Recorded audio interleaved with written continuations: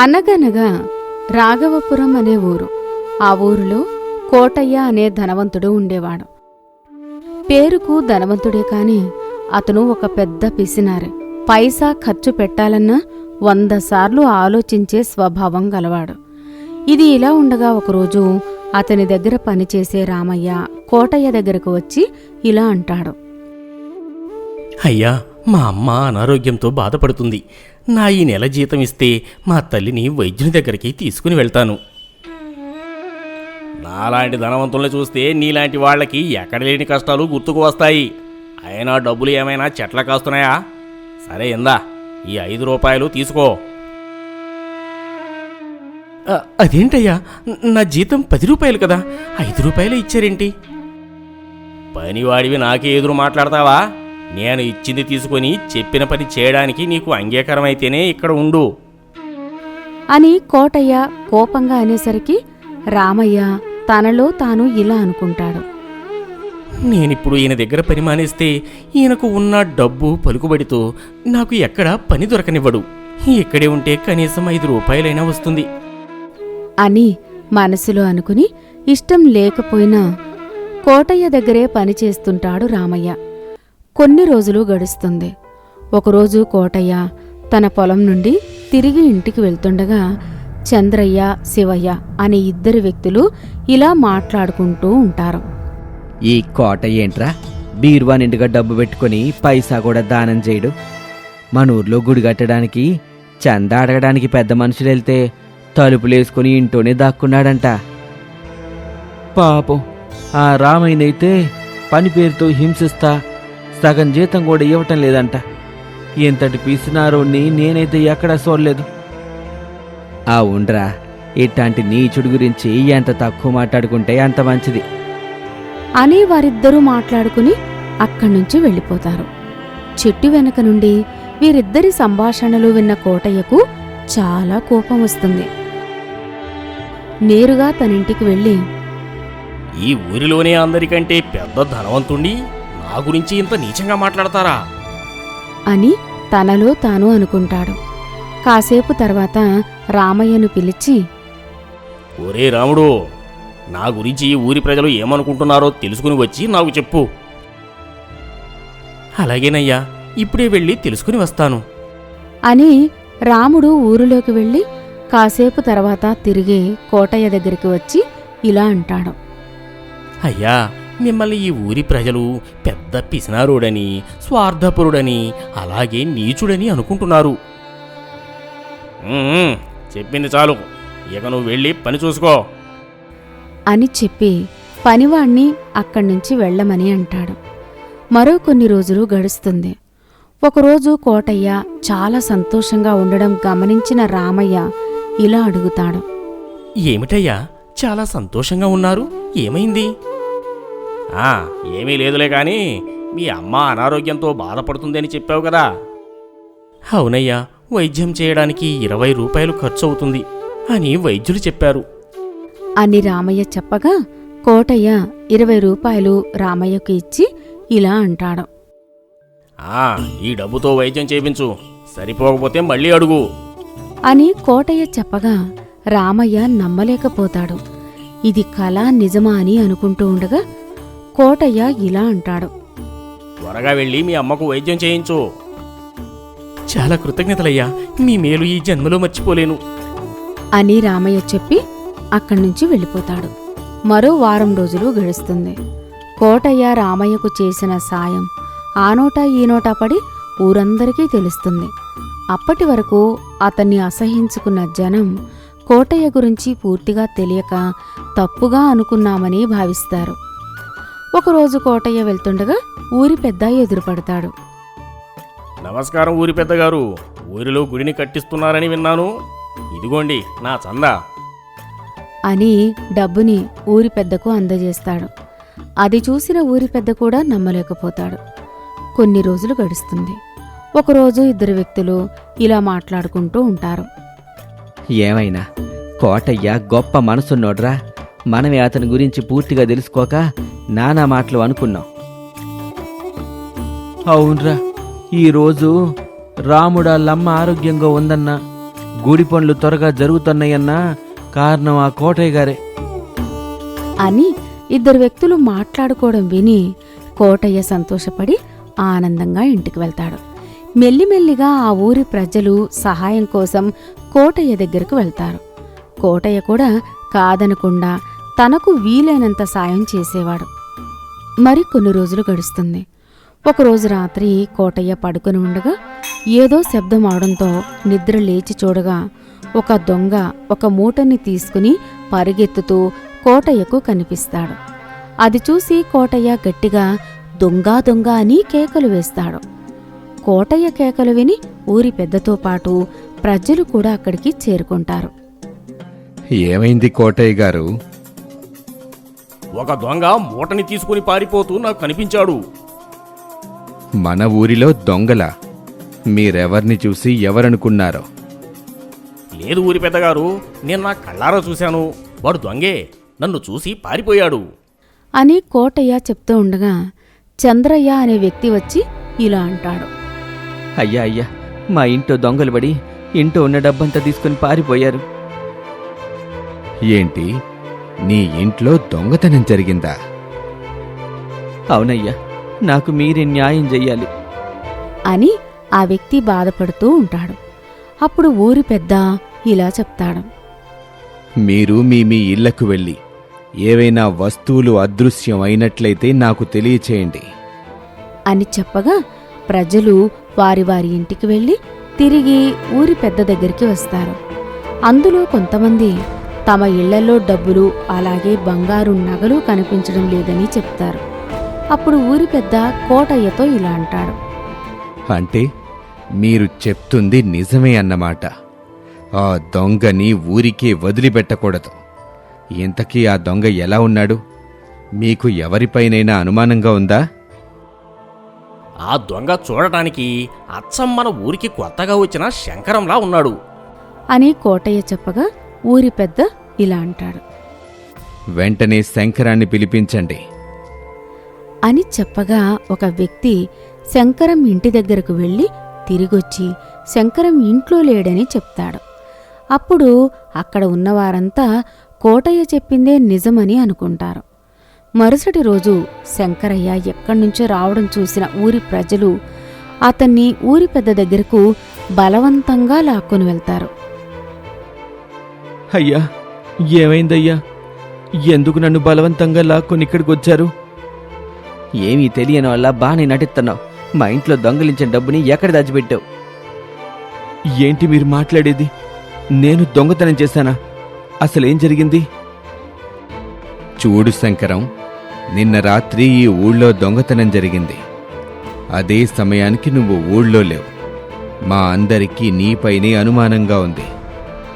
అయ్యా, చిన్న పనుండి నిన్న పట్నం వెళ్ళాను. అక్కడ ఆలస్యం అవ్వటంతో రాత్రి పట్నంలోనే ఉండి ఇప్పుడే వస్తున్నానయ్యా. నాకే పాపం తెలియదయ్యా, నన్ను నమ్మండి. ఈ నిట్ట అడిగితే ఎందుకు చెప్తాడు? చెట్టుకు గట్టేసి కొడితే అసలు నిజాలు వాటంతటయ్యే బయటకు వస్తాయి అని చంద్రయ్య చెప్పగా ఊరి పెద్ద శంకరంతో ఇలా అంటాడు. నువ్వు నిర్దోషివి అని నిరూపించుకో, లేదంటే ఇప్పుడే నిన్ను ఊరి నుండి బహిష్కరిస్తాను. నిజంగా నాకే పాపం తెలియదయ్యా, నన్ను నమ్మండయ్యా. మర్యాదగా నిజం ఒప్పుకుంటావా లేదా 4 తగిలిచ్చమంటావా?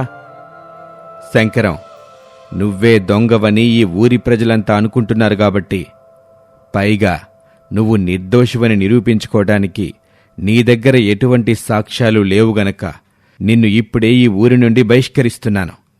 తక్షణమే ఈ ఊరిని విడిచివెళ్ళు, లేదంటే నీకు కఠిన శిక్ష తప్పదు అని ఊరి పెద్ద కోపంగా అనేసరికి శంకరం ఏమీ మాట్లాడకుండా ఊరిని విడిచి వెళ్ళిపోతాడు. 2 రోజుల తర్వాత ఇద్దరు వ్యక్తులు ఇలా మాట్లాడుకుంటూ ఉంటారు. ఈ ఊరి పెద్దేంట్రా, దొంగని తెలిసినా ఆ శంకరాన్ని కేవలం ఊరి నుంచి బహిష్కరించి వదిలేశాడు. నాకైతే ఊరి పెద్ద ఇచ్చిన తీర్పు అస్సలు నచ్చలేదు. అవునరా, నాకు కూడా ఊరి పెద్ద తీర్పు పట్ల అసంతృప్తి అలాగే అనుమానాలు కూడా ఉన్నాయి. అనుమానాలా? ఏమిట్రాది? దొంగతనం చేసింది శంకరమే అని తెలిసినప్పుడు ఊరి పెద్ద శంకరం నుండి ఆ డబ్బులు వసూలు చేసి ఊరి ప్రజలకి ఇప్పించాలి కదా. కానీ అట్టా చేయకుండా ఆ శంకరాన్ని ఊరి నుంచి బహిష్కరించి చేతులు దులిపేసుకున్నాడు.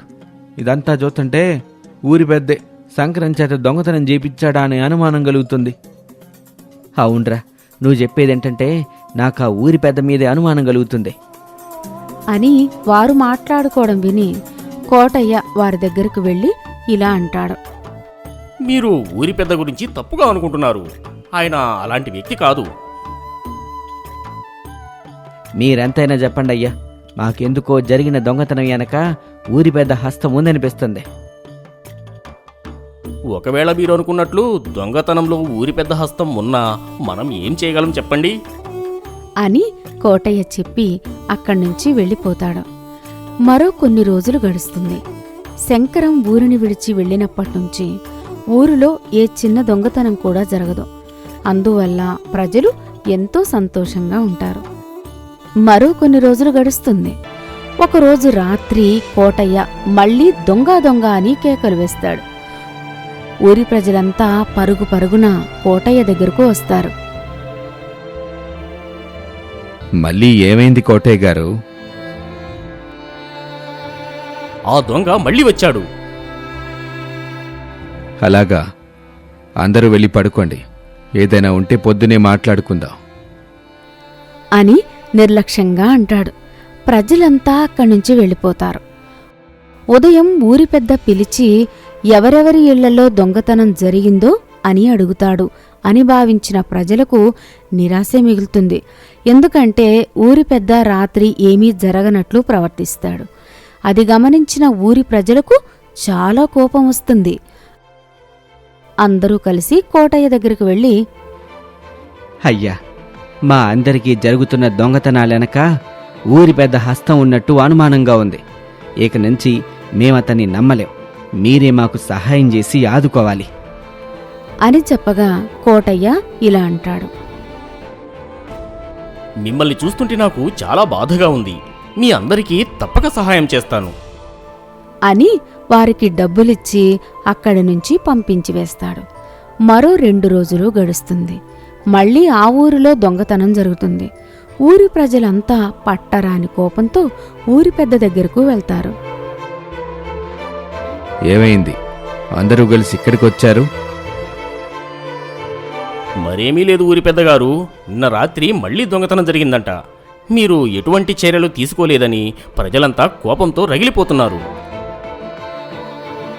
ఏంటి, మళ్ళీ దొంగతనం జరిగిందా? ఇది ఎవరో కావాలనే చేస్తున్నట్టుంది. చాలా ఆపండి. మొదట దొంగతనం జరిగినప్పుడే తగిన చర్యలు తీసుకొని ఉంటే ఇప్పుడు ఇట్ట అయ్యేది కాదు. మీరేమో దొరికిన దొంగని ఊరి నుంచి పంపించేసి చేతులు దులిపేసుకున్నారు. మీ వల్ల ఇప్పుడు మేము రాత్రి ప్రశాంతంగా నిద్ర కూడా పోలేకపోతున్నాం. అవును, మీరు దొంగని ఇడిచిపెట్టడం మీరు చేసిన అతిపెద్ద తప్పు. కాబట్టి మాకు దొంగ వల్ల కలిగిన నష్టానికి మీరే కారణం. అంచేత మీరే మాకు నష్టపరిహారం ఇప్పించాలి. అవును, మా అందరికీ నష్టపరిహారం ఇప్పించాలి అని అక్కడికి వచ్చిన వారందరూ అడగగా ఊరి పెద్ద ఇలా చెప్తాడు. సరే, నాకొక 1 నెల రోజుల పాటు సమయం ఇవ్వండి.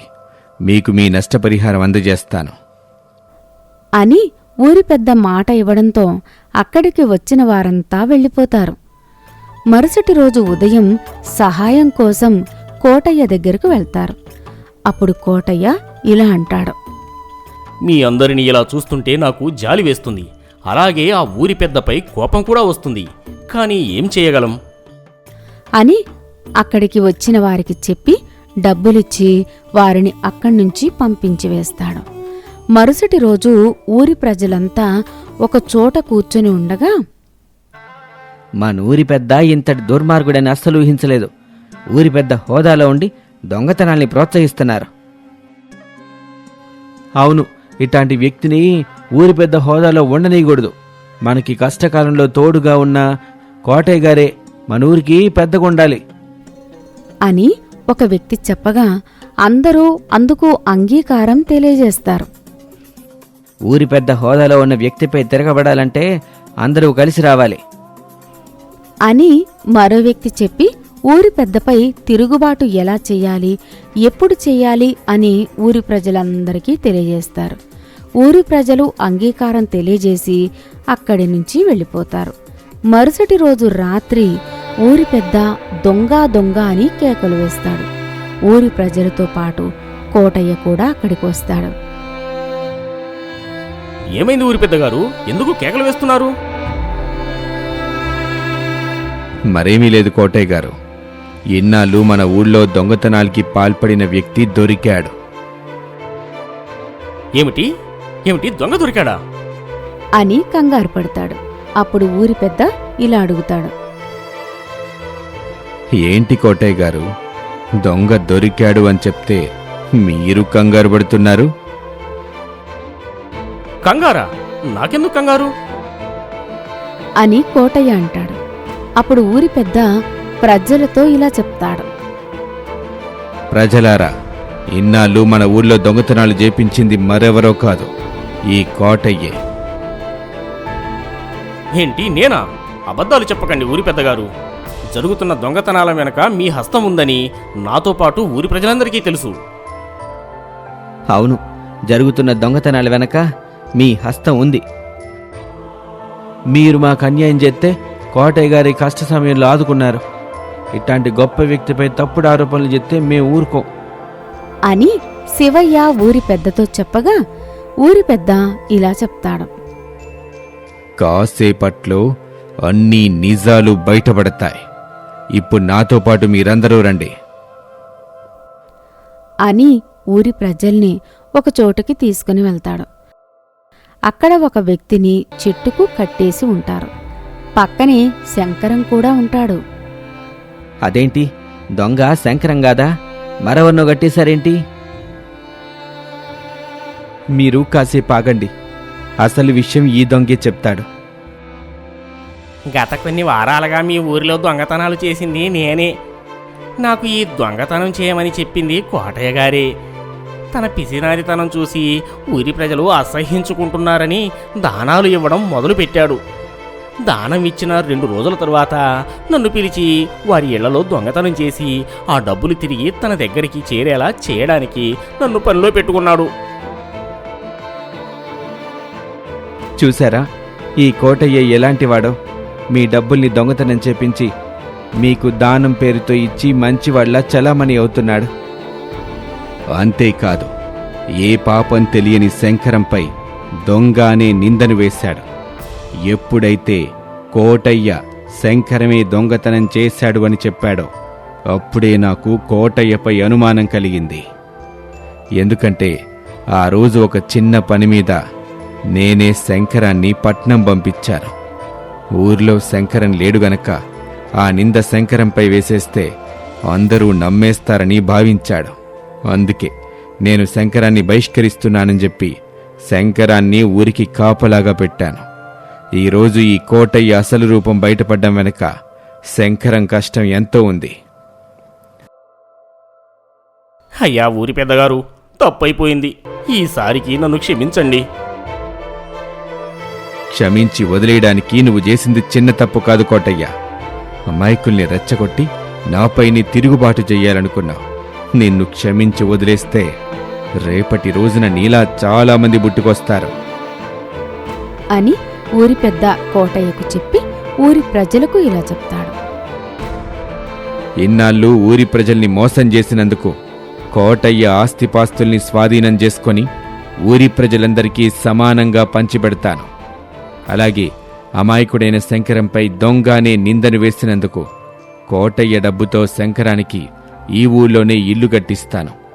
కోటయ్యను, అలాగే ఇన్నాళ్ళు కోటయ్యకు సహకరించిన చంద్రయ్య, శివయ్యలను కూడా ఊరి నుంచి శాశ్వతంగా బహిష్కరిస్తున్నాను